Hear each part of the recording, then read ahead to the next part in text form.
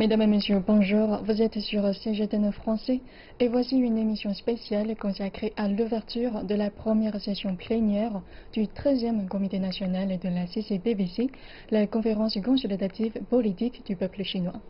Il s'agit d'un événement politique annuel en Chine, abrégé habituellement en 2 sessions, avec l'Assemblée populaire nationale organisée presque simultanément.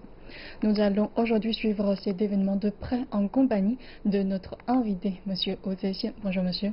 Bonjour. Vous êtes ancien diplomate chinois qui a mené sa carrière en Afrique, au Moyen-Orient et en Europe. Merci d'être avec nous. C'est un plaisir. Enchanté. Et notre journaliste Léo Fan se trouve aussi sur place et elle nous rejoindra plus tard. Alors tout d'abord, un bref aperçu de la CCBBC, organe de consultation en Chine. La conférence consultative politique du peuple chinois, ou CCPPC, est un organisme de conseil politique. Ses membres émettent des propositions concernant la politique, l'économie et les affaires sociales. La CCPPC possède un comité national et des comités régionaux à divers échelons. Le comité national est le plus haut organisme consultatif politique. La durée du mandat des membres du comité national de la CCPPC est de 5 ans. Chaque année, elle tient sa session plénière. 2158 personnes sont nommées membres du 13e comité national de la CCPPC. Environ 60% ne sont pas membres du Parti communiste chinois. Les 56 groupes ethniques de la Chine sont représentés dans le comité. L'ouverture de la première session plénière du 13e comité national de la CCBBC est prévue dans une vingtaine de minutes. Je propose une découverte plus approfondie de l'événement avec notre invité avant de nous rendre sur place. Bonjour monsieur. Bonjour. Alors ma toute première question porte sur le rôle de la CCBBC. Alors quel est le rôle de la CCBBC dans la vie politique chinoise? Bon, la CCPPC est une institution politique très particulière de la Chine. Je crois que c'est unique au monde. On peut penser que c'est l'une des 2 chambres de l'Assemblée de la Chine. En fait, elle n'en est pas. Elle n'en est pas parce qu'il y a un rôle différent de celui de l'Assemblée populaire nationale. On croyait que c'était l'équivalent du Sénat, comme ce qui existe dans des pays occidentaux. Ce n'est pas le cas. Ce n'est pas le cas. Ceci étant, la CCPPC joue un rôle très important dans la vie politique de la Chine. Bon, j'aimerais bien donner un peu plus de détails sur l'origine de la CCPPC.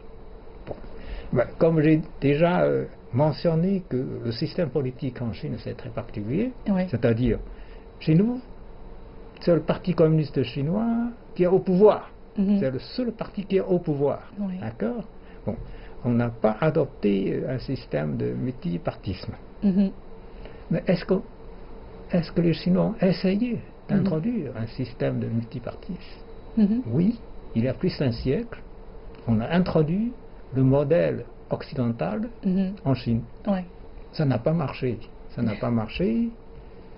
On a réussi à renverser l'ancien régime féodal, la dernière dynastie des Qing. On a créé une république à l'image européenne. On a élu un président qui était le leader de la révolution chinoise, Dr Sun Yat-sen. Mais 1 mois après, il a été obligé de démissionner parce qu'il y avait un général qui disposait d'une puissante force armée qui a voulu être président lui-même. Il a obligé le Dr Sun Yat-sen à laisser la place. Et il s'est proclamé, il s'est fait élire entre guillemets président, et quelques années après, il s'est proclamé empereur. Ça a provoqué bien sûr l'émotion de l'ensemble de la population de la Chine, qui était tout à fait hostile à cette tentative de retour à la monarchie. Bon, c'était à nouveau la guerre civile et tout. Bon, ça n'a pas marché. Dans ce contexte, le Parti communiste est né. L'idéologie marxiste-léniniste est introduite en Chine avec la naissance du Parti communiste chinois. Et pour continuer sur ce parcours historique, je propose de connecter avec notre journaliste sur place. Elle est déjà prête à nous rejoindre. Alors, quelles sont les dernières informations de l'événement que vous avez déjà recueillies? Bonjour Liu-Fang. Bonjour Pan Wang. Je me trouve actuellement à l'entrée est du Grand Palais du Peuple. La conférence consultative politique du peuple chinois s'ouvrira dans une vingtaine de minutes. Un rapport d'activité sera délivré par le président du comité national de la CCPPC, M. Yu Zhengsheng, un rapport qui résumera le travail du passé et proposera un plan pour le futur. Vous voyez derrière moi des journalistes et des membres de la CCPPC se précipitent vers l'entrée, tandis que d'autres sont arrivés quelques heures en avance afin d'obtenir une place idéale dans la salle de conférence. Pour cette année 2018, plus de 1800 journalistes chinois et étrangers sont venus couvrir la CCPPC. Tout à l'heure, j'ai discuté avec quelques-uns d'entre eux et j'ai noté qu'il était important pour eux de couvrir la session de cette année. Par exemple, le journaliste venu de l'île de Maurice s'intéresse aux efforts de la Chine qui s'engage à lutter contre la pauvreté et il espère pouvoir tirer des leçons à son pays qui doit faire face aux mêmes problèmes. Il fera également attention à la position de la Chine aux affaires internationales, surtout celles qui concernent l'Afrique. Selon lui, l'île Maurice et d'autres pays africains ont véritablement profité des coopérations mutuellement bénéfiques avec la Chine. De plus, un des points forts de cette année concerne une liste de candidats pour diriger le comité national de la CCPPC qui devrait être soumise au vote lors de cette première session du 13e comité national de la CCPPC. Par conséquent, la durée de cette session sera 2 jours de plus qu'auparavant, soit du 3 au 15 mars. Moi-même, je vais entrer dans la salle de la conférence afin de recueillir plus d'informations sur cette session de la CCPPC. Voici donc toutes les dernières infos que j'ai pu obtenir. À vous, Pan Wang. Merci pour toutes ces informations. Et le premier grand événement de la saison politique chinoise a commencé. Une conférence de presse a eu lieu vendredi après-midi à propos de la première session du 13e comité national de la CCPPC. Les responsables ont discuté d'une série de sujets incluant l'amendement à la constitution chinoise, l'économie et les affaires étrangères. C'est la première opportunité pour 3000 journalistes de couvrir ces 2 sessions et de trouver les réponses à leurs questions sur la Chine. La conférence de presse de près de 2 heures a couvert 16 questions. Une question a reçu plus d'attention. La croissance économique chinoise a beaucoup intéressé l'auditoire. La croissance du PIB l'an dernier a été de 6,9%. C'est la première accélération en 7 ans. Le développement économique de la Chine a changé de grande vitesse à grande qualité. Le porte-parole a déclaré que le développement économique se faisait de façon stable et améliorée. Les membres de la CCPPC ont aussi fourni des suggestions.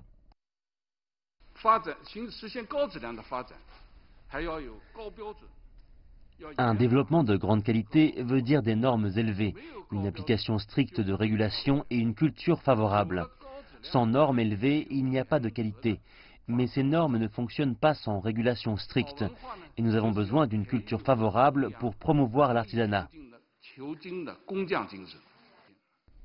Le porte-parole a aussi évoqué les relations entre la Chine et le Japon. Il s'est dit heureux de voir des signes positifs dans les relations bilatérales, mais espère que les leaders japonais regarderont le problème historique en face. Pour la première fois, un corridor des délégués et un corridor des membres du comité ont été installés dans le Grand Palais du Peuple. Ce passage de 20 mètres de long sera réservé aux députés et aux conseillers politiques pour leur permettre de s'arrêter et de prendre les questions des médias chinois et étrangers. Le corridor des ministres demeurera ouvert durant cette saison politique. Les responsables des différents ministères et commissions sur la direction du Conseil des affaires d'État entendront et répondront aux questions concernant les préoccupations sociales, entre autres sujets. Les Chinois attendent avec impatience l'événement des 2 sessions. Jetons un coup d'œil à ce qu'ils en espèrent. J'espère que les 2 sessions pourront introduire des politiques plus significatives pour de meilleures conditions de logement et de vie. J'espère que nos salaires pourront augmenter pour gagner plus de revenus. Pour nous, citoyens, nous souhaitons tous mieux manger et mieux vivre. J'espère que la sécurité médicale en Chine pourra être meilleure et que le système éducatif pourra être perfectionné. Je pense qu'au cours des prochaines années, notre travail sera changé par plus de technologies. Comparé au passé, maintenant nous devons utiliser pleinement l'Internet et les données pour procurer des services aux gens et aussi pour gérer le transport plus efficacement. Je souhaite que les forces de défense de notre pays puissent être plus fortes et que notre pays soit plus prospère. J'espère que les vacances des fêtes traditionnelles chinoises pourront être un peu plus longues pour que je puisse être avec mes parents plus longtemps, ce qui ne peut qu'aider à augmenter mon enthousiasme au travail. À l'approche de la saison politique chinoise, un de nos reporters s'est entretenu avec des présidents chinois de plusieurs entreprises étrangères à Shanghai. Ils ont parlé de leurs attentes en termes de futures directions politiques pour leurs industries respectives.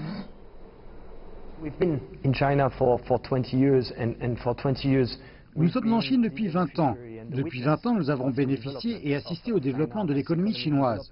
Le Lianghui, les 2 sessions, sont vraiment l'une des réunions les plus importantes en Chine, où est fixée la future direction que le pays prendra vers une croissance plus qualitative. Nous attendons vraiment de cette réunion qu'elle accélère l'ouverture du marché et les réformes, et qu'elle aille de l'avant avec un développement de meilleure qualité, et aussi bien sûr qu'elle contribue à une Chine belle et propre. Higher quality development and also of course to better contribute to a clean and beautiful China. Nous avons beaucoup d'espoir que le gouvernement nous donnera l'opportunité d'être plus impliqués et nous accordera en tant que tel une plus large licence, ce qui nous permettra de participer à davantage d'affaires. Y être impliqué auprès d'une base plus large d'investisseurs sera bien entendu très apprécié. Donc avec l'imminente 13e Assemblée populaire nationale, je pense que les gens vont parler et aussi que nous allons assister à une nouvelle élection de la nouvelle équipe de direction pour les 5 prochaines années. Ils vont déterminer davantage les mesures pour faire progresser la Chine au cours des 5 prochaines années. Cette année est aussi très spéciale pour la Chine parce que c'est le 40e anniversaire de la politique d'ouverture. Donc, ce que nous attendons avec impatience est que la Chine continue d'approfondir davantage sa réforme du marché, qu'elle modernise plus avant les fonctions gouvernementales pour la simplification et qu'il continue de donner un accès équitable et aplanisse le terrain pour tous les acteurs afin qu'ils réussissent en Chine. Nous enchaînons avec la discussion avec notre invité. Alors, monsieur, tout à l'heure, vous avez mentionné le parcours historique de la CCPPC. Veuillez continuer cette introduction. Tout à fait. Je disais que dans un contexte chaotique de la première moitié du siècle dernier, le PPC est né, le Parti communiste chinois est né. Sa vocation, c'est de mettre fin justement à cette situation chaotique qui faisait souffrir énormément le peuple chinois. Après 28 ans de lutte politique et militaire, le PPC a réussi à atteindre son but avec l'appui massif de la population chinoise.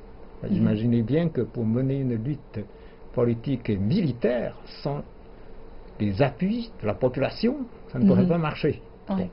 Donc le PCC a pris le pouvoir en 1949 avec l'appui de la population, mais avec aussi l'appui des autres partis alliés. Du coup, au moment de la fondation de la Chine nouvelle, la Chine a décidé de convoquer la première conférence consultative politique du peuple chinois qui a joué justement le rôle de l'Assemblée populaire. Donc voilà, la première session, la première assemblée de la CCPPC était en fait le Parlement. Voilà, donc les députés ont décidé beaucoup de choses pour fonder justement les principaux éléments initiaux de la nouvelle Chine. Et après, quelques années après, on a convoqué pour la première fois une véritable Assemblée populaire nationale. Oui. À partir de là, c'est-à-dire à partir de 1954, la CCPPC a laissé le rôle législatif à l'Assemblée populaire nationale, mais elle continue à jouer un rôle de consultation politique, comme son nom indique. D'accord? Bon, c'est là l'explication voilà, de cette structure assez particulière de la Chine. Donc tous les partis alliés du PCC, qui avaient voilà, joué un rôle important avant 1949, continuaient à travailler avec le PPC dans le cadre de cette consultation politique. D'accord? Ils ne sont pas des partis d'opposition, encore une fois, je souligne, ce sont des partis alliés du PCC. Mais est-ce qu'ils disent toujours oui au PCC? Non, ben, ils sont là pour jouer le rôle de contrôle, de surveillance démocratique. Ils aident le PCC à mieux exercer le pouvoir. Voilà, c'est ça qui est important. Ils représentent, voilà, les membres de la CCPPC représentent toutes les forces sociales de la Chine. Et ici, c'est une question qui m'intéresse beaucoup. Comme vous l'avez mentionné, la CCPPC, en effet, est un organe de consolidation dans la vie politique chinoise. Alors, je m'intéresse alors à la composition de son comité national de cet organe. Comment arrive-t-il à garantir la représentativité de tous les domaines, toutes les dimensions, voire toutes les échelles de la société chinoise? Bon, bah, j'ai dit tout à l'heure qu'il y a des partis alliés du PCC. En fait, il y en a 8. Il y en a 8 qui représentent les différentes catégories sociales, les différents milieux sociaux. Voilà. Mais il n'y en a pas que les partis politiques qui sont dans la CCPPC. Il y a aussi des représentants des différents milieux sociaux en dehors de l'aspect politique. Par exemple, la jeunesse, les femmes, le milieu scientifique, les ressortissants chinois qui vivent à l'étranger, mais ils ont aussi leurs représentants voilà, dans la CCPPC. Il y a aussi les représentants de nos compatriotes de Taïwan, de Hong Kong, de Macao. Il y a aussi des représentants des communautés ethniques de la Chine, parce que chez nous, en Chine, il y a 56 communautés ethniques. La plus grosse, c'est les Han, mais il y en a d'autres qui sont moins voilà, nombreuses, voilà, qui sont minoritaires. Mais toutes ces communautés ethniques sont bien représentées dans la CCPPC. Donc, c'est une institution qui représente pleinement tous les aspects de la société chinoise. Voilà. Les membres sont en général proposés justement par les partis démocratiques alliés, proposés par les milieux sociaux, voilà, avec un critère quand même. Il faut que ce sont des gens qui sont capables de représenter leur milieu. Alors, selon vous, quelles sont les compétences requises pour remplir cette fonction? Ben justement, c'est ce que je venais de dire. Il faut qu'ils soient capables de représenter. Ce sont des gens très souvent bien instruits. Bon. Ce sont des gens qui connaissent bien leur milieu, qui connaissent surtout très bien les aspirations des gens qui se trouvent dans les milieux qu'ils représentent. Parce qu'ils ne vont pas travailler dans la CCPPC pour discuter vaguement. Ils veulent faire connaître les aspirations des gens de la catégorie sociale qu'ils représentent. D'accord? Bon, ce sont en général des gens voilà, qui sont très représentatifs. Voilà. Bon, donc il y a un mécanisme de proposition, d'approbation par les différents corps sociaux. Et après, on arrive à élire, bon, à fixer justement la liste des candidats, des représentants, des membres d'une échelle locale. Et puis, indirectement, on arrive à fixer finalement la liste des membres de la CCPPC au niveau national. Voilà, en gros, c'est comme ça que ça fonctionne. Et exactement, la CCPPC est un organe, comme vous l'avez mentionné, à l'échelle nationale et régionale. Alors, en effet, comment fonctionne concrètement cette structure opérationnelle? Bon, c'est-à-dire, chaque année, comme on peut constater, il y a une session annuelle. Oui. Bon, durant toute l'année, la CCPPC, à tous les niveaux, voilà, c'est-à-dire au niveau national ou régional, il y a beaucoup d'activités. Il y a des réunions, il y a des enquêtes qui sont menées surtout par les membres de la CCPPC aux différents niveaux pour étudier les différents problèmes touchant les intérêts de la population, les problèmes économiques, les problèmes sociaux, le problème de l'environnement par exemple. Écologique. Voilà. La lutte contre la pauvreté par exemple, le développement rural. La santé, la protection sociale, et tout ça, ce sont des sujets qui intéressent directement la population de masse. Et eux, ils sont chargés justement de voir quels sont les problèmes qui préoccupent aujourd'hui le plus la population de base, et comment on va trouver la solution. Ils proposent des motions, ils proposent des solutions. Et après, c'est l'Assemblée populaire nationale qui doit prendre des décisions législatives. C'est là la différence. C'est-à-dire, la CCPPC n'a pas un pouvoir législatif, mais c'est l'Assemblée populaire nationale qui vont écouter la CCPPC et qui vont décider de faire un travail législatif. D'ailleurs, les membres de la CCPPC vont assister à la session de l'Assemblée populaire nationale. D'accord? Ils vont participer aussi à la discussion. Ils vont donner leur avis. Donc ils contribuent largement au travail législatif, même si eux, ils n'ont pas un pouvoir législatif, mais ils travaillent à côté des délégués de l'Assemblée populaire nationale pour mieux faire avancer les choses. D'accord. Donc dans ce cas-là, pouvez-vous nous expliquer davantage sur les missions principales et plus concrètes de la CCPPC? En fait, il y a deux missions principales. En fait. Bon. La première, comme je le disais, c'est une institution qui représente l'ensemble de la société chinoise. Donc, la première tâche, c'est de promouvoir la solidarité, l'union nationale. D'accord? Puisqu'il représente tout le monde.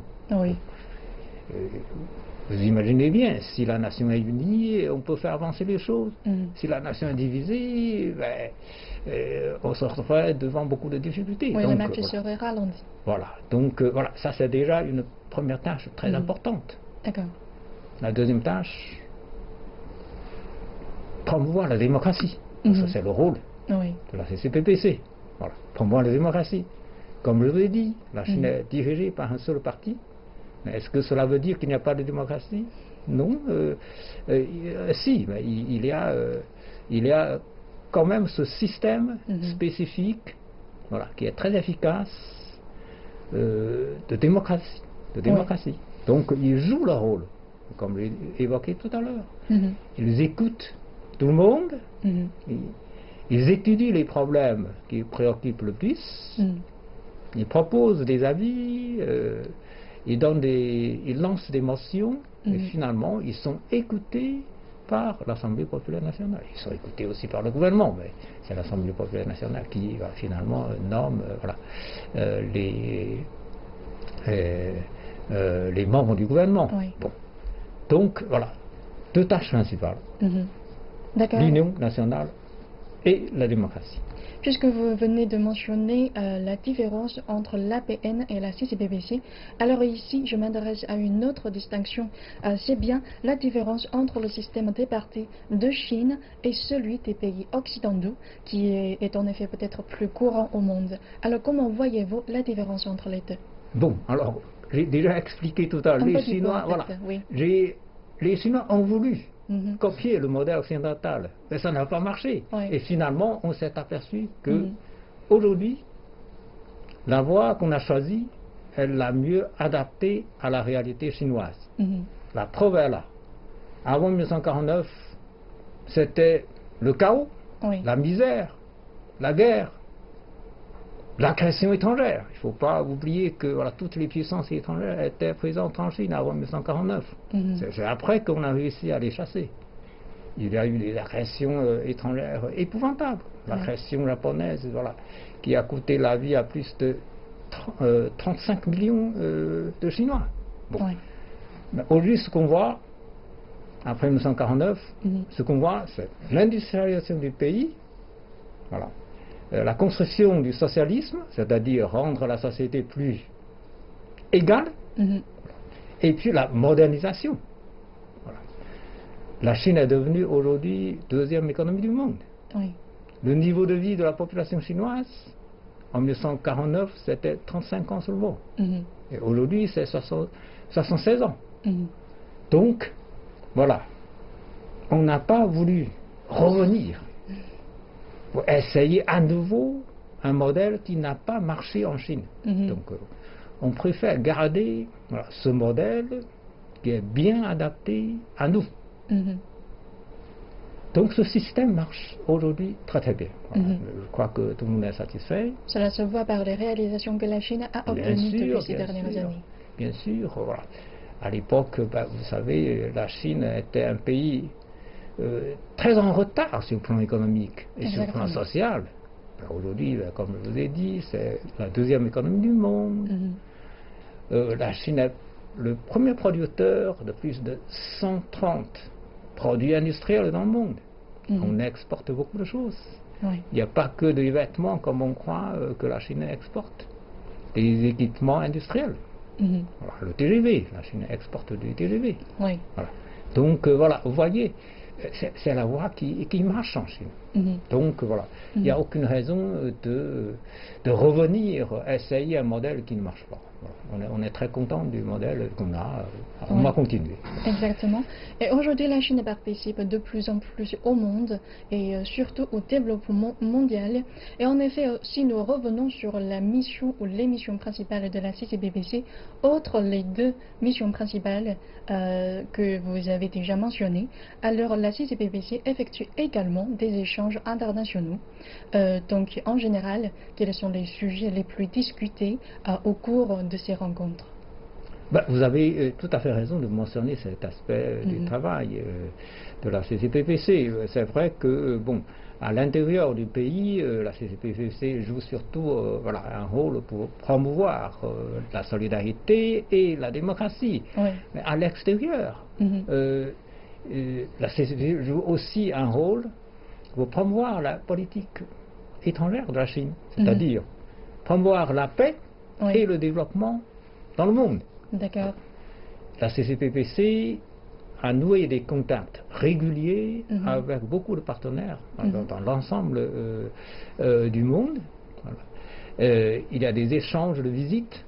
Chaque année, il y a des délégations de la CCBPC qui visitent les autres pays et en même temps, ils recevaient.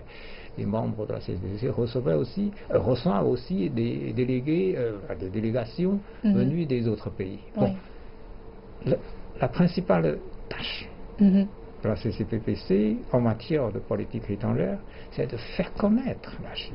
Justement, les gens, comme vous avez posé la question, pourquoi la Chine n'a pas adopté un système multipartisme, tandis que beaucoup d'autres pays en ont adopté, et pourquoi la Chine est un pays où le PCC est le seul parti au pouvoir. Bon, on explique justement à travers tous les canaux, y compris à travers les visites, les échanges effectués par la CCBPC. D'accord? Mais ce sont des gens qui connaissent bien la société chinoise, qui connaissent bien le fonctionnement du système politique de la Chine, voilà, qui sont eux-mêmes très représentatifs de la société chinoise. Donc, ils peuvent très bien, voilà, faire comprendre ce qui se passe en Chine aux autres.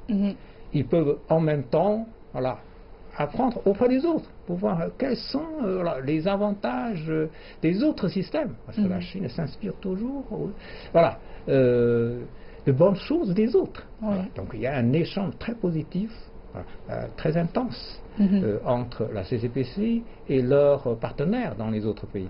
Je me rappelle que lorsque j'étais en poste au Liban, j'avais justement reçu une délégation conduite par les membres de la CCPC et qui ont rendu visite au Parlement libanais. Et il y a eu des échanges très intéressants, etc., etc. Donc c'est très utile.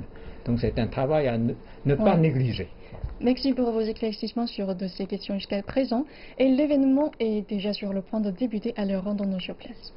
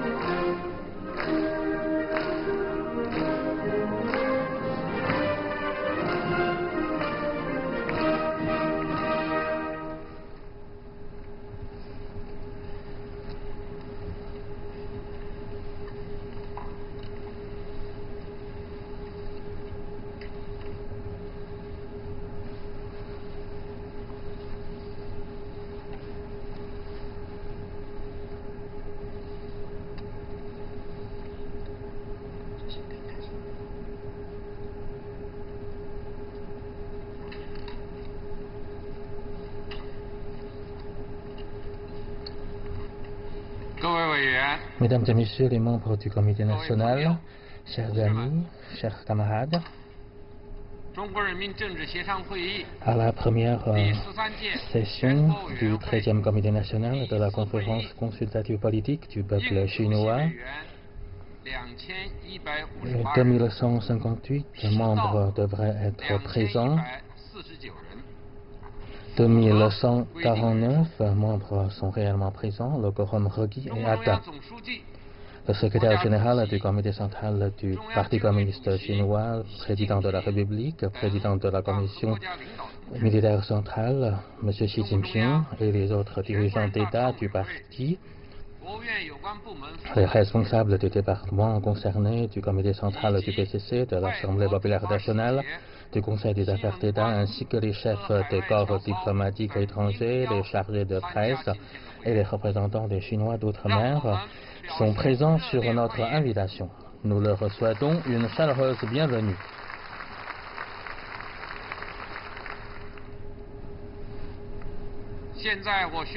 Maintenant, je déclare ouverte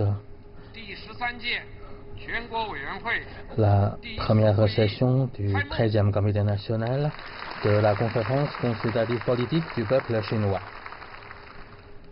Je vous invite à vous lever pour chanter l'hymne national.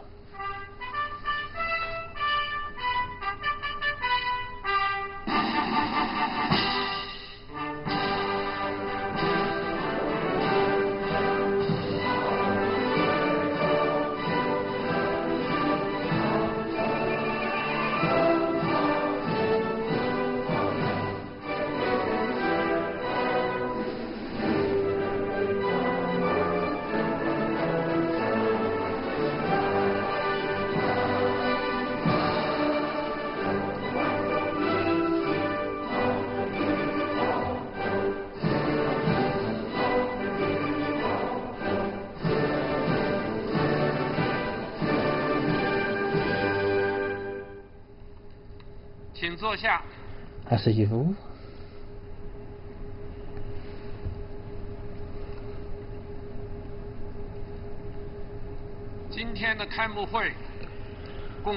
Deux points figurent sur l'ordre du jour de la séance d'ouverture d'aujourd'hui. Maintenant, le premier point de l'ordre du jour.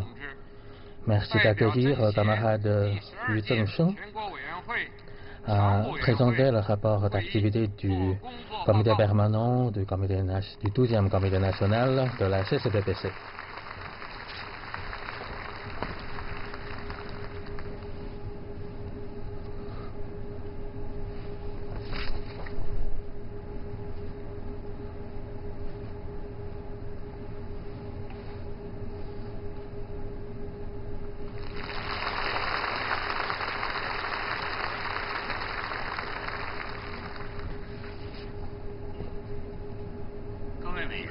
Mesdames et Messieurs les membres du comité national, au nom du comité permanent du 12e comité national de la CCPPC, je vous présente le rapport d'activité pendant les 5 années du passé et en même temps avancer les propositions du futur travail pour votre examen. La première partie, le bilan du travail pendant les 5 dernières années. Pendant les 5 années depuis l'organisation du 18e congrès national du Parti communiste chinois, il s'agit là d'une période extraordinaire et exceptionnelle dans le développement du parti et de la Chine.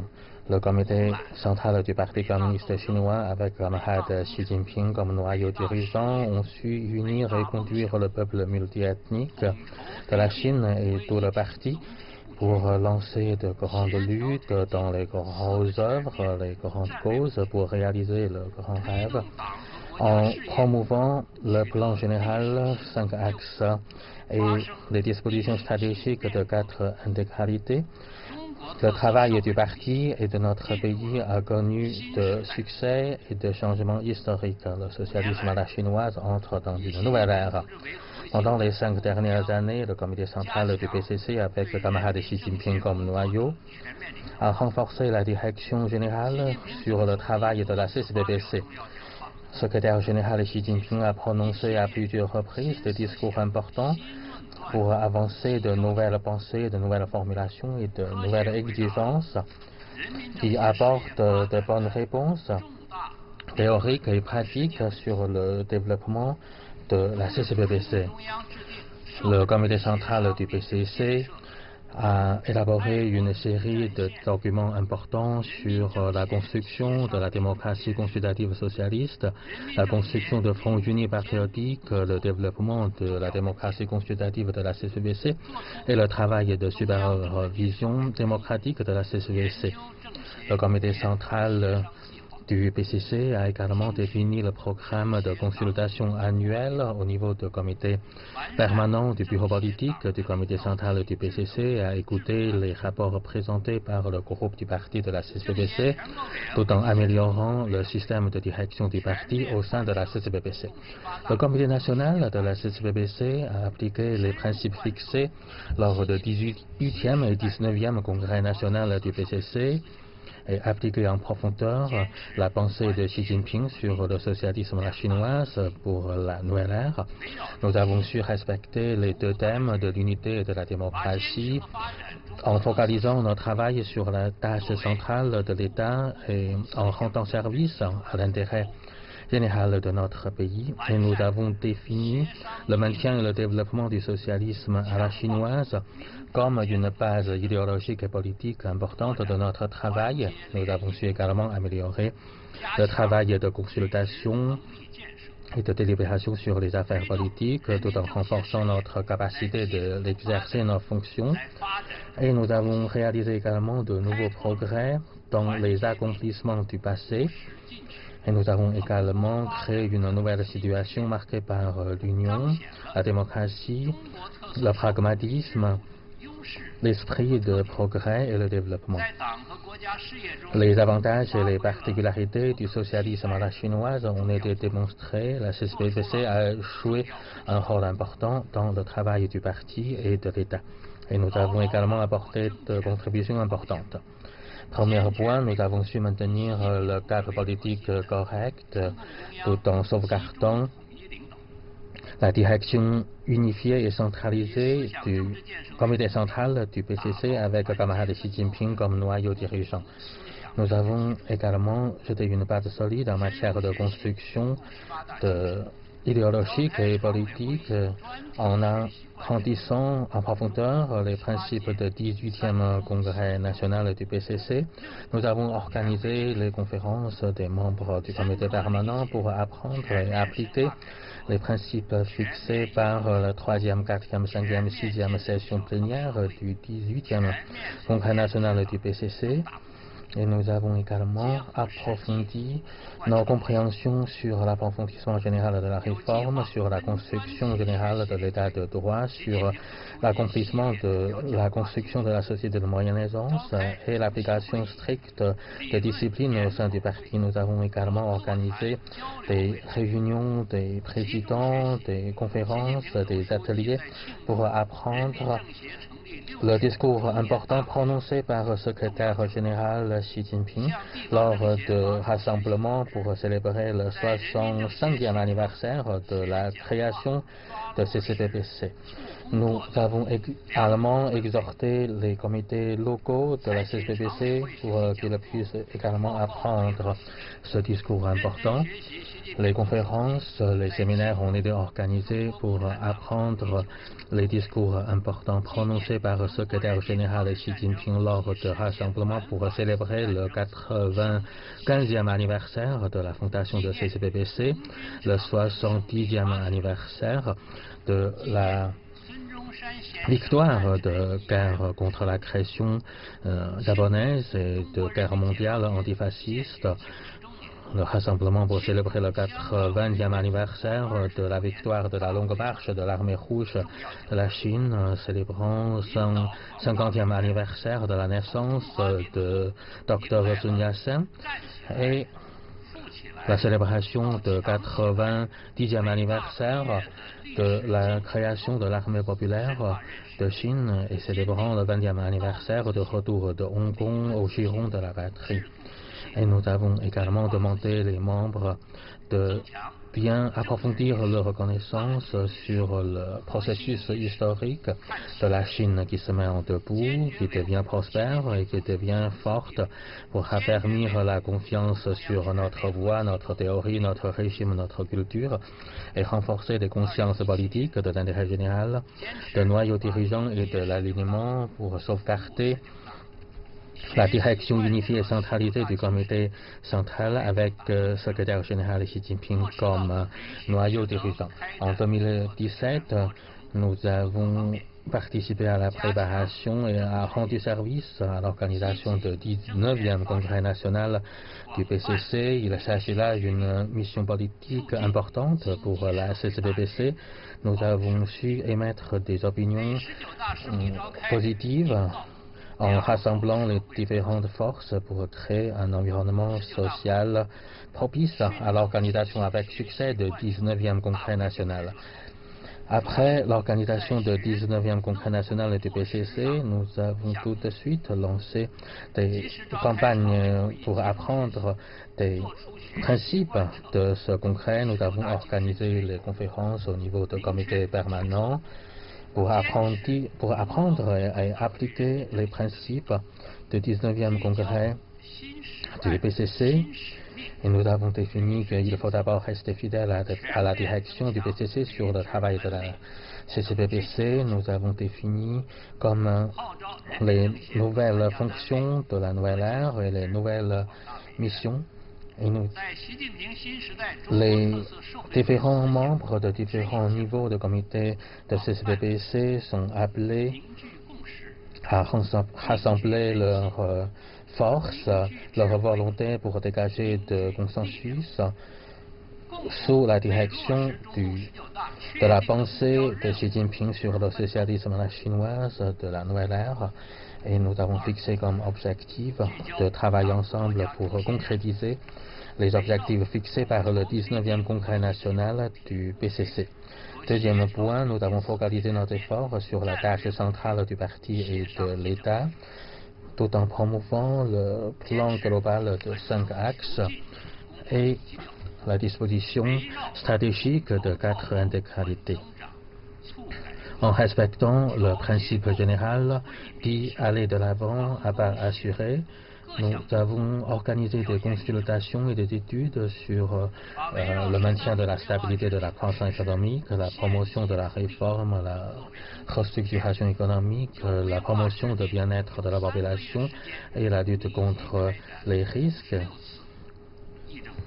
En ce qui concerne le 13e programme quinquennal, nous avons décidé que pendant 3 mois, nous avons organisé 56 activités de consultation avant d'élaborer des rapports spécifiques. Des études et des recherches ont été organisées pour appliquer la nouvelle philosophie de développement et pour la mise en œuvre du 13e programme quinquennal.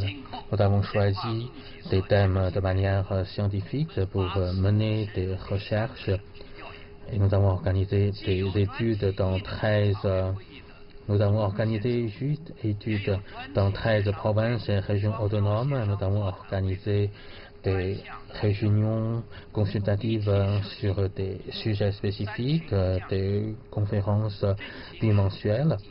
Il s'agit des sujets qui concernent 3 éliminations, une réduction et un complément, la revitalisation de l'économie réelle, le développement tiré par l'innovation, la création de nouvelles forces motrices et le développement militaro-civil pour nous adapter à la nouvelle normalité économique. Nous organisons chaque semestre des conférences pour analyser la conjoncture économique.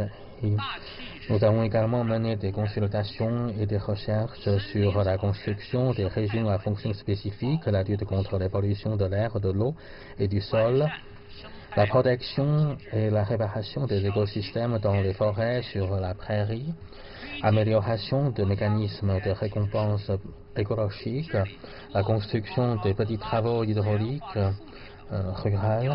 ruraux et la création de parcs nationaux.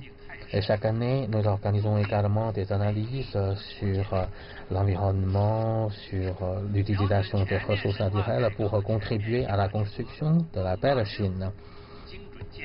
Nous avançons également des propositions sur l'approfondissement général de la réforme et la promotion générale de la construction de l'état de droit. Nous avons rendu service à la réforme. 185 investigations, études ou bien consultations ont été organisées, 74 rapports ou bien informations ont été élaborés. En ce qui concerne les problèmes sur la réforme du système économique, nous avons mené des recherches et des études sur le rôle du marché dans la disposition des ressources et comment bien jouer le rôle du gouvernement. Et nous avons également avancé des propositions sur l'approfondissement de la réforme sur l'autorisation administrative et sur l'approfondissement de réformes sur le système de propriété rurale. Nous avons organisé également des séances de consultation sur la décentralisation et la simplification administrative, la lutte contre les risques financiers, le renforcement de recherche fondamentale, la réforme du système d'évaluation scientifique et technologique, le développement de l'économie à propriété mixte et la promotion de développement coordonné, Pékin, Tianjin et Hebei. Nous avons également mené des discussions avec les 87 entreprises de 22 municipalités et préfectures sur 16 sujets pour mener à bien le travail de mise à niveau et de transformation industrielle des 3 provinces du nord-est de la Chine.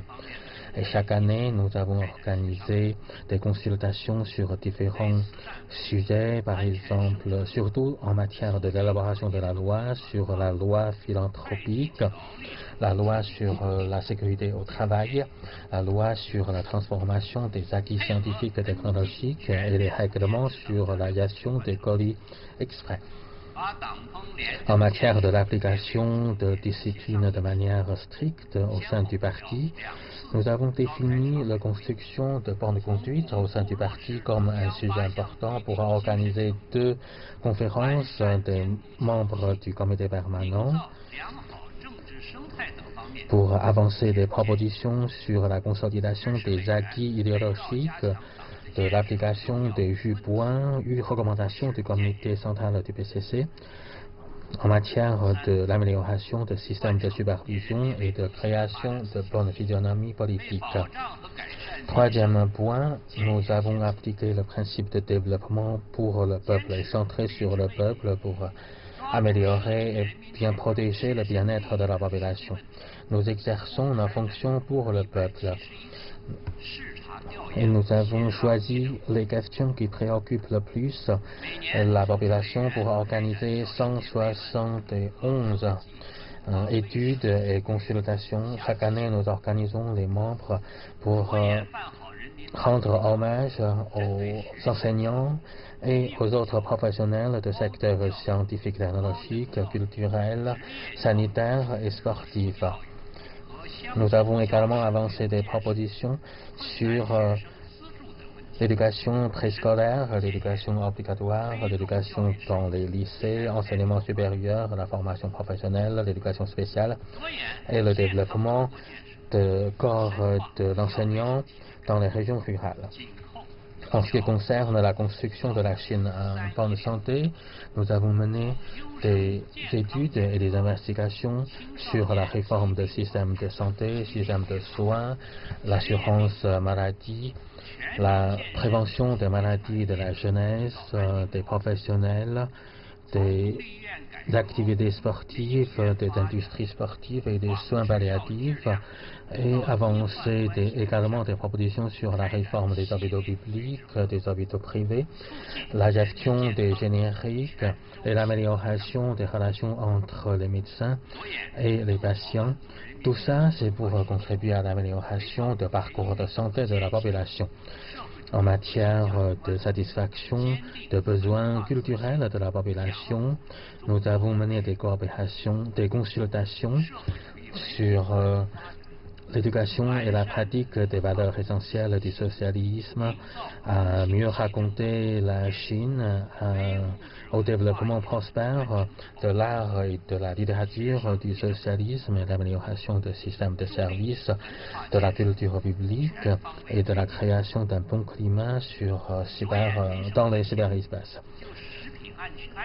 Et nous avons également mené des consultations sur la sécurité alimentaire, la construction de l'accessibilité, la régulation des immobiliers, le réemploi des chômeurs, des jeunes diplômés et des soldats militaires démobilisés, et le développement des institutions de prise en charge des personnes âgées et des médico-sociales, et la protection des intérêts des travailleurs migrants, des personnes handicapées et des enfants laissés dans les régions rurales.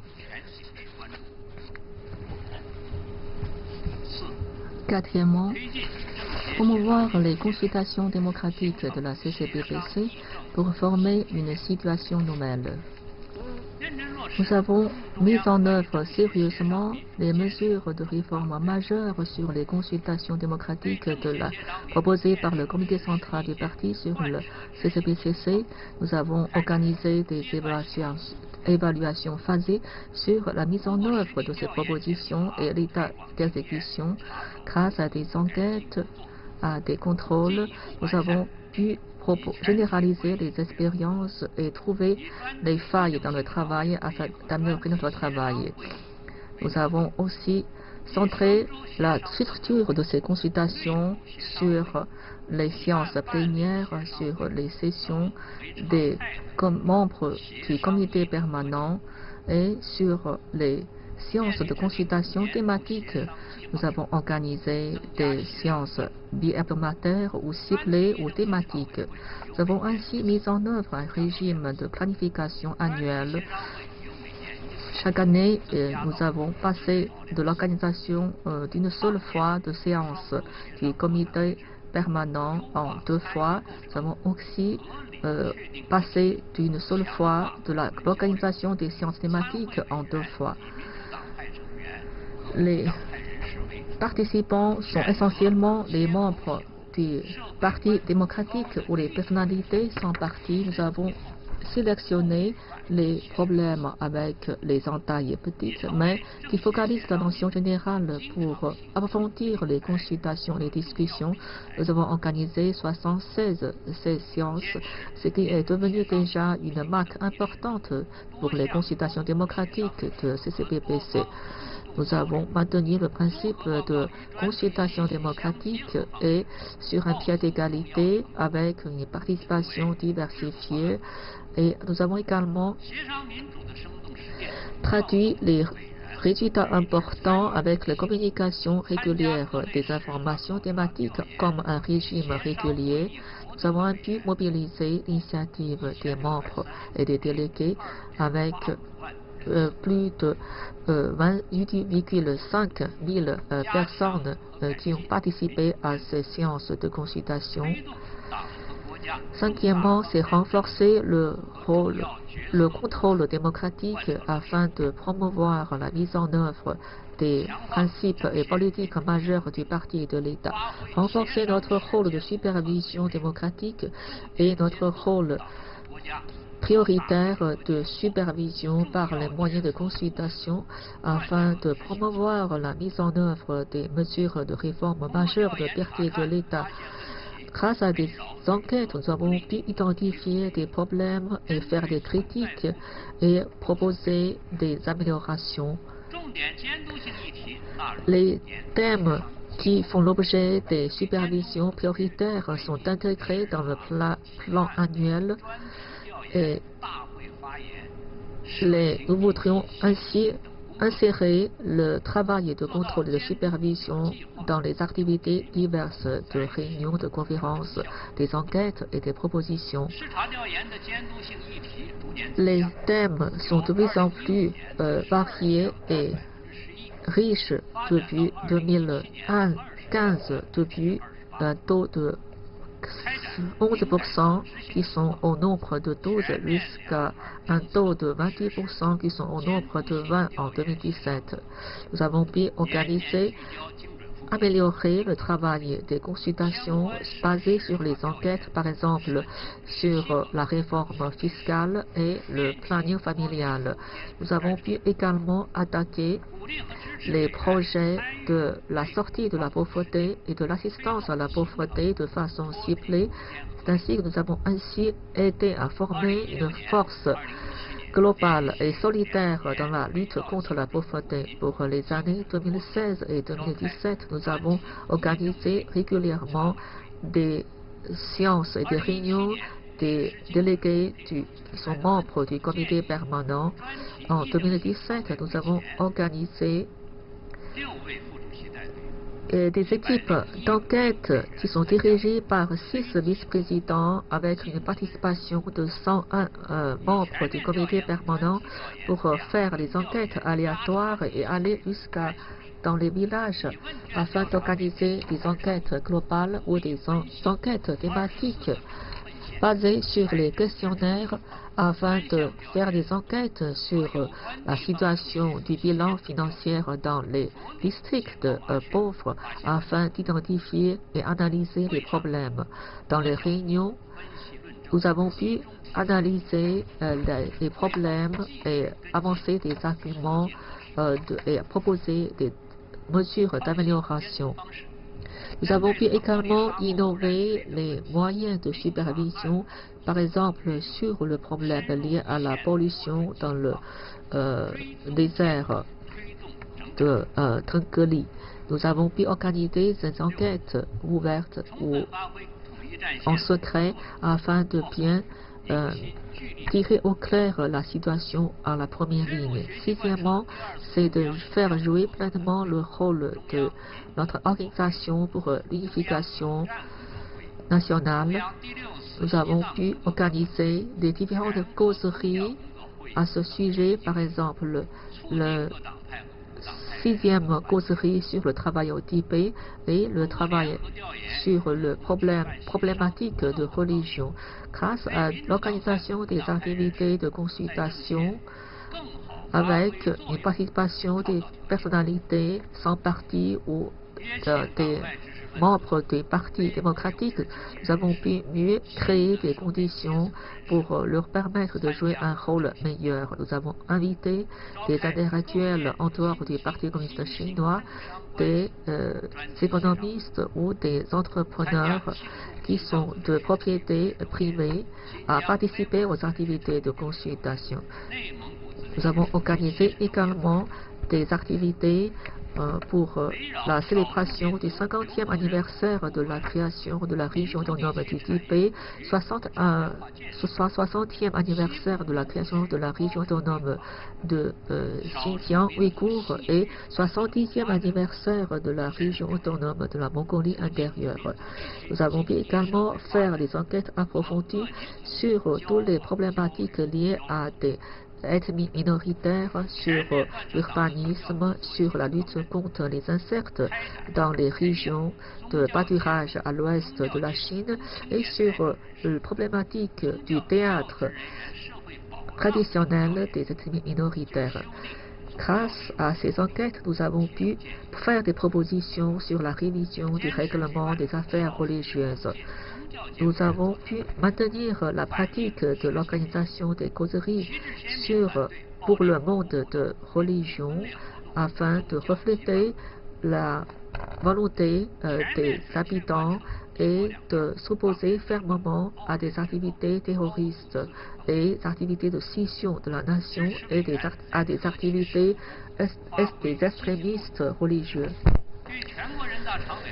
Concernant les affaires de Hong Kong et de Macao, nous avons pu aussi jouer un rôle positif pour soutenir la gouvernance de Hong Kong et de Macao par les Hongkongais et les Macaonais. Nous avons pu également participer aux célébrités du 20e anniversaire du retour de Hong Kong à la patrie. Nous avons mené à fond le travail pour la jeunesse et les adolescents de Hong Kong et de Macao afin de faire agrandir notre force patriotique. Nous avons pu également renforcer le mécanisme des échanges avec les représentants de Taïwan afin de travailler de façon plus approfondie sur le développement des relations pacifiques entre les deux rives du détroit de Taïwan sur la base du maintien du principe d'une seule Chine et de l'entente de 1992.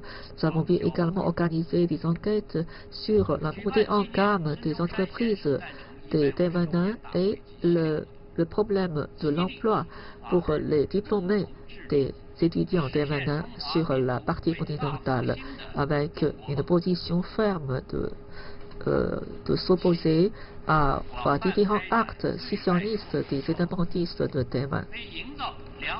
Septièmement, engager des échanges amicaux de façon très large pour faire une contribution active à l'environnement amical.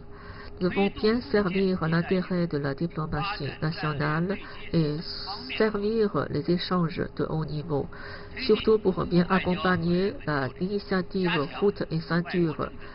Nous avons renforcé la communication et les échanges avec les organisations politiques, les institutions concernées, les think tanks des médias et les personnalités différentes des pays étrangers afin de bien raconter l'histoire de la Chine et faire connaître les réalisations de la Chine moderne et le régime de consultation politique et de coopération multipartite dirigé par le Parti communiste chinois. Nous avons participé à des activités différentes sur les différents comités ad hoc, le Conseil économique et social de la Chine et la Commission de la paix des mondes religieux de la Chine. Nous avons bien exploité les mécanismes de la table ronde Sino-Europe pour renforcer les échanges et la coopération avec les associations internationales. Nous organisons régulièrement les séances d'analyse sur les situations nationales afin de contribuer à la mise en place d'un nouvel ordre économique national. Nous avons organisé 114 délégations à faire des visites à l'étranger. Nous avons reçu 66 délégations étrangères. Aujourd'hui, la CCPPC maintient des relations avec 149 pays, avec 292 institutions réparties dans ces pays et aussi avec 15 organisations nationales et régionales. Huitièmement, renforcer notre capacité de consultation afin d'améliorer notre niveau de consultation. Nous voudrions bien renforcer le travail de standardisation et de procéduration de notre travail. Nous sommes très attachés à la révision du statut de la CCPPC. Nous voulons maintenir la direction du parti et faire valoir la démocratie et une consultation large. Nous avons fait les règlements sur le travail des employés de la CCPPC. Nous avons fait des guides sur les différents comités ad hoc ainsi qu'une vingtaine de règlements qui ont été proposés afin de promouvoir la capacité structurelle et systématique du travail de la CCPPC. Avec l'esprit de réforme et d'innovation, nous voudrions mener à bien les affaires courantes de la CCPPC. Nous avons amélioré les méthodes des enquêtes qui sont classifiées en différentes catégories comme enquête globale, enquête ciblée, enquête en parallèle, afin de bien identifier les problèmes. Par là, nous voudrions améliorer la qualité des propositions. Nous avons reçu au total 29 000 propositions et il y a aussi 24 000 objets qui ont été montés avec un taux de 99% de règlement de ces propositions. Nous avons aussi invité les membres de CCPPC aux échelons locaux à venir échanger avec nous au niveau national des expériences. Nous voudrions mieux renforcer notre rôle de collecte des informations sur les différents échelons. Nous voulons également bien renforcer le travail de sensibilisation sur le travail et le résultat accompli par la CCPPC. Nous donnons la priorité à bien suivre la direction du parti et à renforcer l'édification politique du parti. Nous avons créé des comités du parti dans 9 comités ad hoc, ainsi que sur le plan organisationnel et institutionnel. Nous pouvons assurer la direction centrale et unifiée du comité central du parti aux différents échelons de la CCPPC. Nous avons voulu renforcer le style du travail et disciplinaire sur tous les membres de la CCPPC. Nous avons organisé des formations et des séances d'études pour les nouveaux membres de CCPPC qui sont au nombre de 32 avec une participation de plus de 10 000 personnes. Nous avons créé un groupe de contrôle sur la discipline et le style de travail de la conférence de CCPPC afin d'améliorer notre style de travail et de conférence. Nous avons aussi destitué 38 membres de CCPPC, dont Ling Jihua, Su Rong et Sun Huanshan. Nous avons renforcé les mesures pour renforcer la gouvernance de l'organe suprême de la CCPPC, pour renforcer le travail de correction et soutenir le travail disciplinaire de la CCPPC sur tous les problèmes qui sont liés à des raisons de visibilité. Nous avons convoqué les échanges et les conférences et les causeries pour l'échange des expériences avec la CCPPC au niveau local.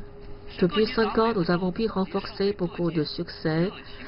C'est grâce au soutien et à l'attachement accordé par le comité central du parti, mais c'est aussi grâce au soutien et à l'assistance enthousiaste des différents gouvernements, des différents comités du parti, aux différents échelons et des différents milieux de la société. Au nom du comité permanent de la CCPPC, je tiens à leur exprimer notre sincère gratitude. En faisant le bilan des réalisations du passé, nous devons reconnaître que dans certains de nos travail, nous ne sommes pas encore à la hauteur de nouvelles exigences, de nouvelles ères et de l'aspiration de la population. Il existe quelques problèmes de l'enquête superficielle dans certaines consultations et d'investigations. Il nous faut continuer à améliorer les moyens et les institutionnalisations de la surveillance démocratique. Il nous faut continuer à élargir la voie de l'union et de l'amitié avec les différents secteurs. Nous devons également renforcer le rôle de membres du comité national. Il nous faut continuer à améliorer le développement et la construction des organes de la CCPPC. Et nous devons continuer à améliorer la direction du travail des comités locaux de la CCPPC. Deuxième partie, les principales réflexions sur le travail des 5 années passées. Pendant les 5 dernières années, le 12e comité national de la CCPPC a capitalisé quelques expériences et a dégagé quelques points communs. Premier point, il faut respecter la direction du Parti communiste chinois. Il s'agit là le principe politique fondamental de la CCPPC. L'essence la plus fondamentale du socialisme chinois, c'est la direction du Parti communiste chinois. L'avantage le plus important du socialisme chinois, c'est la direction du Parti communiste chinois. Tous les secteurs, toutes les localités devraient être soumis à la direction du Parti communiste chinois. Dans toutes les organisations de CCPPC et de toutes les activités organisées par la CCPPC, le Parti communiste chinois joue toujours un rôle de direction. La direction du parti dans la CCPPC se décline en la sauvegarde de l'autorité du comité central avec le camarade Xi Jinping comme noyau dirigeant et sa direction unifiée et centralisée. Se décline en mécanisme de la coopération multipartite et de consultation politique sous la direction du PCC. Et cette direction du Parti communiste chinois incarne également dans le processus de la démocratie consultative la CCPPC et les groupes du Parti communiste chinois dont la CCPPC devrait concrétiser les théories, les lignes et les stratégies fondamentales du PCC. Les groupes du Parti communiste chinois de tous les niveaux de la CCPPC devraient maintenir le bon cap et gérer des affaires d'importance majeure et assurer la concrétisation et l'application de tous les principes fixés par le Parti communiste chinois. Toutes les activités importantes de la CCPPC devraient être organisées autour de la tâche centrale du Parti communiste chinois et de l'État. Tous les arrangements importants devraient être appliqués après l'autorisation des comités du parti de différents niveaux. Deuxième point, nous devons respecter la nature populaire de la CCPPC. C'est la base de travail de la CCPPC. La CCPPC est une organisation de front uni, un organe qui concrétise la coopération multipartite et la consultation politique et une forme importante de concrétisation de la démocratie populaire. La CCPPC n'est pas un organe de pouvoir ni un organe de décision, mais une plateforme importante, démocratique, qui permet aux représentants de différents partis politiques, de différents secteurs, de différentes ethnies de participer à la vie politique et à la consultation sur les affaires de l'État, chinois. Et nous devons également mettre en valeur les avantages et les particularités du socialisme à la chinoise. Cette nature est importante pour le futur développement de la CCPPC et l'accomplissement des missions de la CCPPC. Nous devons concrétiser cette nature dans les principes, les missions, les fonctions, les moyens et les méthodes de travail dans la CCPPC. Et nous devons rester fidèles à nos engagements initiaux pour poursuivre fermement et résolument la voie du développement de la politique du socialisme à la chinoise pour continuer à promouvoir le travail de la CCPPC dans cette nouvelle ère. Troisième point, nous devons focaliser nos efforts sur la tâche centrale du pays et servir l'intérêt général du pays. L'intérêt général du parti et de l'État présente un caractère global et stratégique. La CCPPC devrait toujours tenir compte de l'intérêt général et travailler dans cet intérêt général pour fixer ses priorités. Nous devons avancer des propositions et partager nos intelligences autour de la tâche centrale du parti et de l'État, tout en respectant les priorités fixées par le parti et l'État chinois, et nous devons mettre l'accent sur la vie de la population, sur le développement économique et social de la Chine et sur les priorités fixées par le parti et par l'État. Nous devons avancer des propositions réelles qui permettent à résoudre réellement les problèmes. Nous devons centrer nos efforts sur la population. Le travail de la BBC devrait être 100% pour la population et notre objectif c'est de mieux satisfaire l'aspiration d'une vie meilleure de la population et nous devons suivre de près les besoins de la population pour que la population puisse avoir un sentiment de présence de la CCPPC et de ses membres. Quatrième point, nous devons rester fidèles à un double thème de l'unité et de la démocratie. Cela constitue une particularité importante de la CCPPC. La CCPPC, l'union, c'est notre orientation, c'est notre objectif. La démocratie, c'est aussi notre but, mais aussi nos moyens et nos méthodes de travail. L'union fait la force, la démocratie apporte la vitalité. Nous devons porter bien haut l'étendard du patriotisme, du socialisme pour réaliser la grande union et la grande solidarité. Nous devons respecter la cohérence de l'unité et de la diversité. La diversité représente l'unité. Nous devons respecter la diversité dans la recherche de l'unité et nous devons également bien identifier le dénominateur commun le plus grand et tracer le plus grand cercle concentrique. Nous devons faire des amis, faire de nouveaux amis sans oublier les vieilles amis et nous devons faire des amis intimes et des amis qui critiquent de manière franche pour unir le plus grand nombre de personnes possible autour du Parti communiste chinois. La consultation des affaires importantes de tous devrait être une consultation par tous. La CCPPC devrait bien jouer son rôle de voix importante de démocratie consultative socialiste et organe spécifique de consultation. Nous devons mener réellement des consultations pour dégager le plus possible de consensus, pour concrétiser des différentes actions. Il faut valoriser la démocratie pour créer un environnement propice à cette consultation pour que les membres veulent et osent émettre leur vraie opinion.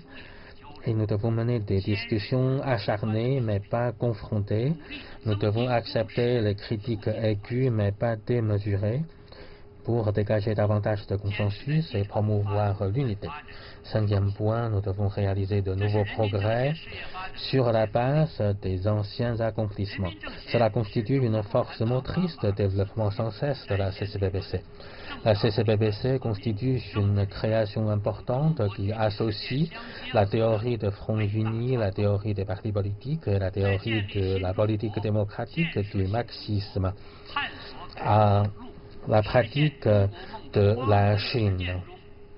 La CCPPC devrait se développer dans l'établissement de la Chine nouvelle, la construction de la Chine nouvelle et la réforme de la Chine et la réalisation du grand rêve de la Chine. Pendant les 5 dernières années, la CCPPC a déjà mené beaucoup d'études et de recherches sur l'amélioration des mécanismes de direction du PCC dans la CCPPC, dans le renforcement et l'amélioration de la surveillance démocratique, dans le renforcement du rôle fondamental de recherche et de l'investigation, dans l'amélioration de compétences, de l'exercice des fonctions.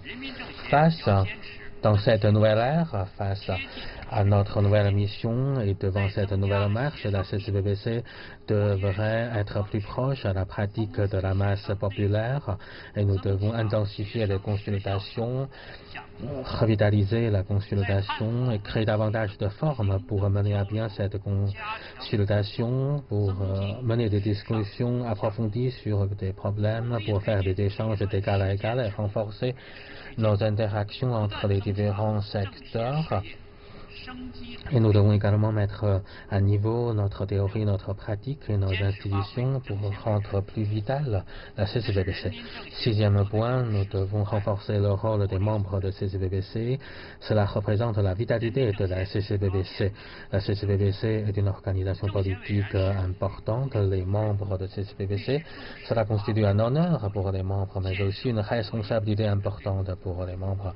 Il nous faut continuer à améliorer les capacités des membres, il faut respecter leur rôle, sauvegarder leurs droits et améliorer les mécanismes qui permettent de mieux contacter les membres. La CCPPC devrait jouer un rôle important dans l'intensification des contacts avec ses membres. Il nous faut également rendre service aux membres de la CCPPC pour que les membres soient bien organisés et qui puissent bien profiter de cette plateforme de l'union de la démocratie et de consolidation harmonieuse. Nous devons renforcer le développement du corps des membres en mettant l'accent sur l'orientation politique, idéologique, raffermir les 4 consciences, les 4 confiances.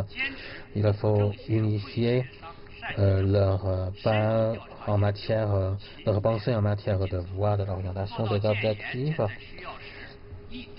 pour que ces membres puissent faire des propositions et mener des consultations et des surveillances de manière pertinente. Il faut que ces membres respectent la discipline et les règles avec une bonne conduite. Il faut que ces membres refusent toute pratique lâche, légèreté, des propositions démesurées, extravances et recherche d'intérêts privés grâce à leur influence pour ériger de bonnes images des membres de la CCPPC.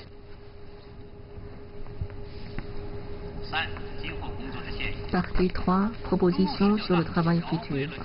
Le 19e congrès du Parti communiste chinois a dessiné un schéma grandiose concernant la victoire finale à remporter sur la l'édification d'une société de moyenne aisance et remporter la victoire grandiose sur le socialisme à la chinoise de notre nouvelle ère.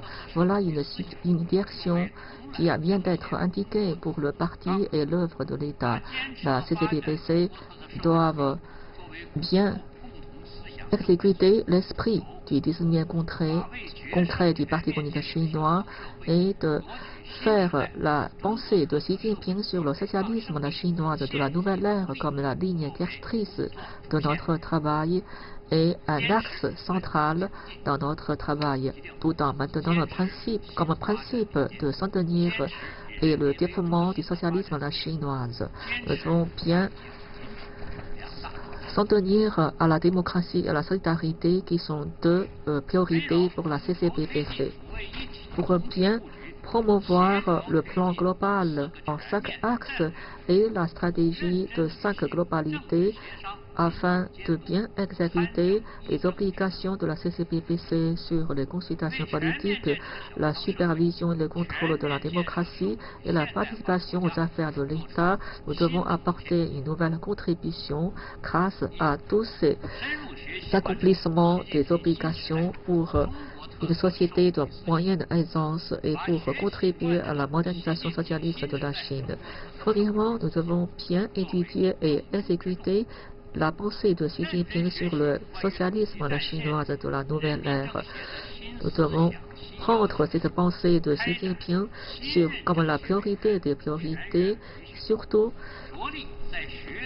de former les nouveaux membres de la CCPPC sur le thème de la pensée de Xi Jinping sur le socialisme à la chinoise, sur le Front uni, sur les nouvelles pensées et nouvelles exigences de la CCPPC, afin de former une base commune politique. Il faut bien focaliser notre attention sur les 4 consciences et les 4 confiances. Nous devons également mobiliser les différents groupements politiques et les différentes personnalités des différents milieux pour accepter avec conscience la direction du Parti communiste chinois et de maintenir la position en eux du secrétaire général du Xi Jinping. Nous devons également bien associer la nouvelle théorie innovante du parti avec les réformes historiques du parti et de l'État et de trouver des terrains de concrétisation dans la pratique afin de bien traduire ces pensées dans les travail réel. Deuxièmement, c'est de faire des contributions nouvelles avec de nouveaux efforts pour la société de moyenne aisance de la Chine et inaugurer une nouvelle œuvre de la modernisation socialiste de la Chine. Nous devons bien saisir les opportunités et la nouvelle direction historique avec la priorité donnée sur la réalisation des objectifs du premier objectif centenaire et d'évoluer vers le deuxième objectif centenaire. Nous devons bien résoudre le problème de déséquilibre dans notre travail et également remédier à des failles dans notre travail et bien cibler les priorités de notre travail. Nous devons bien mener le combat dur contre la pollution et contre la pauvreté de façon réaliser une lutte contre la pauvreté de façon précise. Cette année, nous devons donner la priorité au travail de la sortie de la pauvreté dans les régions défavorisées et la lutte et la prévention de la pollution. Nous devons mener à bien les différentes séances de consultation thématiques concernant la prévention des risques financiers, le développement des économies réelles et amélioration de la qualité de l'offre. Nous devons bien suivre l'exigence de la nouvelle ère, faire valoir la politique démocratique socialiste et promouvoir la prospérité culturelle, renforcer la gouvernance sociale de façon innovante afin d'apporter notre contribution pour une belle Chine. Nous devons bien choisir les thèmes qui sont du sens global, stratégique et prévisionnel pour faire des propositions. Troisièmement, c'est de faire pleinement valoir notre rôle en tant que canal principal de consultation politique, en tant qu'institution de consultation spéciale. Nous devons bien perfectionner le régime de consultation politique et faire un programme annuel pour ces consultations démocratiques. Nous devons bien intégrer les consultations avec les enquêtes et les discussions des affaires d'État. Nous devons également promouvoir la formation des procédures institutionnelles de consultation avec une meilleure participation à la pratique. Il faut renforcer les atouts représentés par la CCPPC concernant des consultations démocratiques afin de bien maintenir la direction, les principes, le rythme et l'intensité de ces travaux. Nous devons bien concilier les consultations, supervision, participation et coopération afin de jouer un rôle spécial de la CCPPC dans le système politique du parti et de l'État. Nous devons renforcer le suivi et la supervision afin de promouvoir la conversion des résultats de consultation comme mesures et politiques concrètes. Quatrièmement, c'est de former de façon large une condensation de l'énergie positive pour le redressement de la nation chinoise. Nous devons créer sans cesse des conditions plus favorables pour les personnalités de partis démocratiques ou sans parti pour leur travail. Nous devons également promouvoir les relations entre la politique et les affaires dans le cadre de l'intégrité, approfondir la formation et l'éducation sur la solidarité nationale et des ethnies afin de promouvoir l'assimilation et les échanges entre les différentes ethnies et renforcer la solidarité et le front uni. Nous devons bien maintenir l'évolution du monde religieux afin de les guider dans la conformité avec les esprits socialistes. Nous devons également renforcer la solidarité avec les compatriotes de Macao, de Hong Kong et de Taïwan afin de mobiliser tous les descendants de la nation chinoise à bien remplir l'intérêt général de notre action et réaliser ensemble le rêve chinois. Nous devons bien renforcer notre capacité propre pour renforcer le sens de représentation, de responsabilité de l'œuvre à réaliser. Nous devons améliorer notre capacité d'analyse, de recherche, de communication avec les masses, notre capacité de travail commun et coopérative. Nous devons s'en tenir à améliorer sans cesse notre style de travail. Nous devons bien encourager les enquêtes, optimiser notre équipe et améliorer notre organisation afin de parler avec les faits et les données et de faire les enquêtes jusqu'à la première ligne, jusqu'au niveau plus bas de l'échelon. Nous devons mener à bien le travail de proposition, des enquêtes, des interventions et de la collecte des informations sociales, de la collecte et la recherche des données historiques et culturelles ainsi que le travail de sensibilisation et les recherches théoriques sur la CCPPC. Nous avons également renforcé le travail de guide concernant le travail de CCPPC au niveau local, renforcer l'information et l'exécution afin de rendre notre travail et procédures plus systématiques et plus standardisées. Chers délégués, le socialisme à la chinoise est entré dans une nouvelle ère. Nous sommes encouragés pour ces œuvres grandioses pour le redressement de la nation chinoise et pour ses grands essors pour conduire la nation chinoise vers une plus grande prospérité. Nous sommes très fiers pour travailler et aller de l'avant toujours vers les deux objectifs centenaires pour notre grande patrie.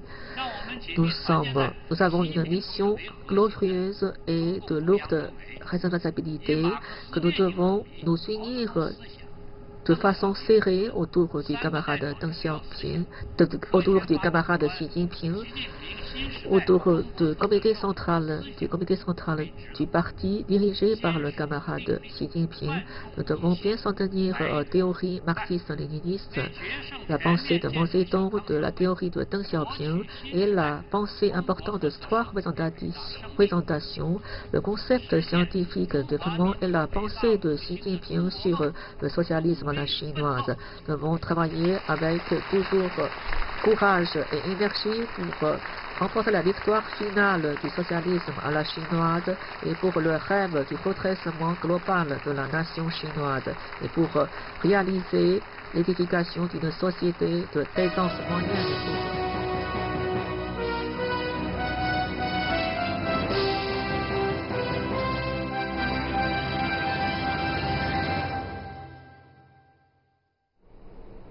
Merci de nous retrouver. Vous êtes sur CGTN Français à l'émission spéciale consacrée à l'ouverture de la première session plénière du 13e comité national de la CCPPC. Vous venez d'assister au rapport annuel de travail de son deuxième comité permanent prononcé par le président de l'organe Yu Zhengsheng. Alors, monsieur l'ambassadeur, je m'intéresse beaucoup dans ce rapport. Qu'est-ce qui vous impressionne le plus? Bon, c'est un rapport très riche. Oui. Très riche. Bon, le président a mentionné tous les aspects des activités de la CCPPC durant 5 ans. Oui. Alors, ce qui m'a le plus impressionné, c'est que, en effet, les membres de la CCPPC durant 5 ans ont beaucoup travaillé dans le sens de surveillance démocratique, des critiques, des propositions. Oui. Alors, le président a donné quelques chiffres qui m'ont impressionné, surtout, c'est-à-dire en 5 ans, combien de mentions que les membres de la CCPC ont soumis. Alors, plus de 29 000. Vous voyez, c'est un nombre impressionnant. C'est énorme. Voilà. Donc, à peu près 24 000 mentions ont fait l'objet d'études, de suivi et de réponse. Oui. Voilà. Donc, la réponse, le taux de réponse par rapport aux motions soumises est de 99%. Oui. Vous voyez, voilà. Toutes les motions qui ont été soumises ont été sérieusement reçues et ont été l'objet de travail très sérieux. Quels sont les domaines que ces mentions ont touchés? Oui. Voilà. D'après ce que le président a expliqué, toutes ces mentions touchent tous les domaines, domaine politique, domaine social, domaine de l'environnement. Voilà. Donc pratiquement tous les domaines de la vie politique et sociale de la population et du pays. Bon.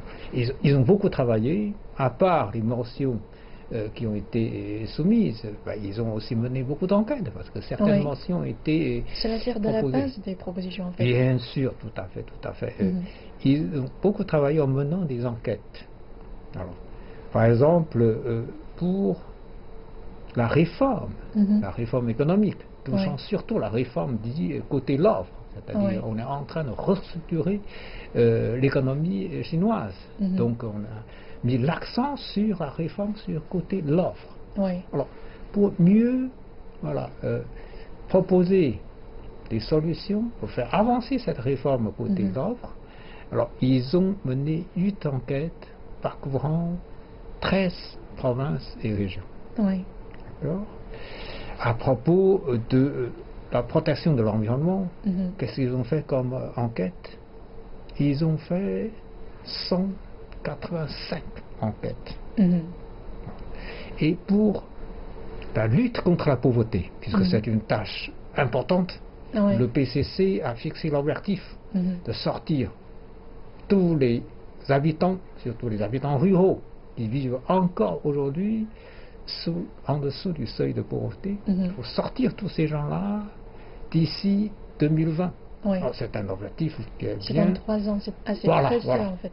Alors, pour aider le gouvernement à accomplir la tâche, afin d'atteindre cet objectif, la CCPPC a fait du travail en menant des enquêtes aussi. Alors, ils ont envoyé des équipes pour parcourir les villages, et très souvent sans prévenir personne. Ce sont des visites surprises. 8 vice-présidents ont conduit des équipes dans les différentes provinces, dans les villages ciblés, pour mener des enquêtes. Et très souvent, ce sont des visites surprises qui ont fait connaître les vrais problèmes qui touchent justement cette population spécifique. Bon, c'est encore un nombre assez important, c'est-à-dire il nous reste encore plus de 30 millions d'habitants qui vivent aujourd'hui encore sous le seuil de pauvreté, mais avec un travail acharné. On voit déjà l'aspect des choses. Avec un travail acharné, on a la certitude de voir en 2020 la situation complètement réglée. Voilà. Bon, mais c'est un exemple qui est très parlant, Et en plus, par exemple, l'élaboration du 13e plan quinquennal. Alors ça, c'était un programme très important pour le développement social et économique du pays. Alors, lorsque le gouvernement a proposé le 13e plan quinquennal, c'était en 2015, parce que c'est la période 2015 et 2020. La CCPPC a travaillé durant 3 mois de façon intensive afin de voir comment on peut mieux établir ce plan quinquennal. Ils ont, pendant 3 ans, convoqué 56 réunions de discussion pour finalement mettre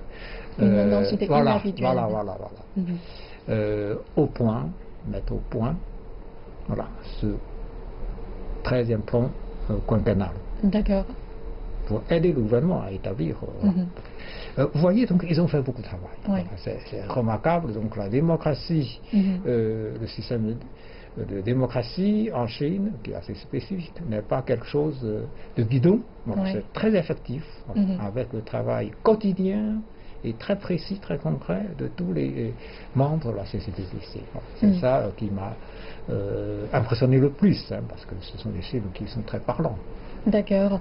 Avec ce bilan assez riche, alors, selon certaines analyses, la session 2018 de la CCPPC ainsi que celle de l'APN sont écrites comme des sessions critiques, à un moment critique. Alors, comment voyez-vous cette remarque? Disons, c'est en effet, on se trouve aujourd'hui dans une période charnière, disons. C'est-à-dire, il y a quelques mois, c'est-à-dire octobre dernier, le Parti communiste chinois, le parti au pouvoir, a convoqué le 19e congrès. Bon, et au cours de ce congrès, on a refait la stratégie, on a actualisé la stratégie de développement de la Chine.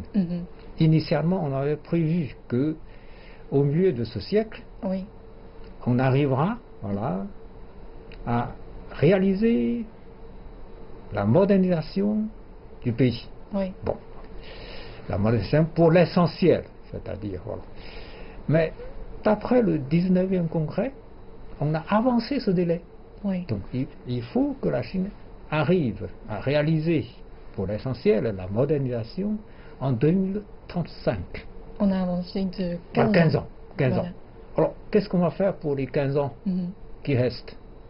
On va travailler davantage pour que, au milieu de ce siècle, on arrive à construire un pays socialiste moderne, beau, prospère, puissant, démocratique, harmonieuse et autrement civilisé. Donc, vous avez une ambition plus grande.